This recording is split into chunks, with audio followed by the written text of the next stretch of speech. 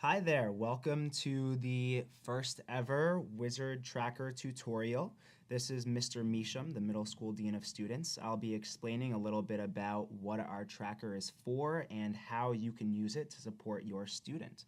So let's go ahead and dive right in. What you're seeing in front of you is the front of the tracker. You'll see that here your students will write their name at the top as well as their home room. These boxes directly below are where teachers will record the marks and the merits that your student receives during a given week. Marks are ways to redirect student behavior. So for instance, if a student comes to class unprepared or if they are off task or disruptive, a teacher may issue a mark to help teach them what the correct behavior is. Conversely, there are merits. These are which are given to students for exhibiting exceptional behavior or just when a teacher wants to reward a student for something that they've done very well. You can see here that a student can receive 5 marks in 1 week. If they do receive that 5th mark, they will be placed on rise during that week. You can see that after the 3rd mark, we do ask that parents contact you so that you know where your student stands and you can help them make sure that they don't receive any more marks that week. So the entire marks and merits for the 6 weeks will be right here on the front of the tracker. If you are ever interested in why your student received a mark or a merit, you can look here down below for all of our codings.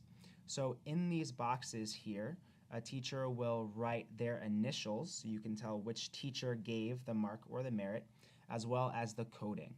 Our merits are coded by our core values. So for instance, a student could receive a merit for integrity if they showed a lot of integrity in a choice that they made. They could also receive a mark for integrity if they showed a lack of integrity. So for instance, if a student used inappropriate language in school, a teacher would write their initials and then I2 to indicate that inappropriate language. So if you're ever curious about how you can help your student and what they may be struggling with, looking at their marks is a great way to go about that. If we flip to the back of the tracker, then you will see our Wall Street log. Here's where you'll be able to see which days your student receives Wall Street. A teacher will generally write their class in this box. So for instance, for the week of 8/18 to 8/22, if your student received Wall Street on Tuesday, they would write their class inside this box. They also generally write their initials inside this bubble once a student has called home so that you know that they have Wall Street. If you are ever curious as to whether your student did receive Wall Street, always feel free to look at the back of this tracker for that information. Finally, lastly, we have our weekly Wizard points. So students will mark their total number of Wizard points for each week. Wizard points, as you can see, are determined by their merits minus their marks and their Wall Streets.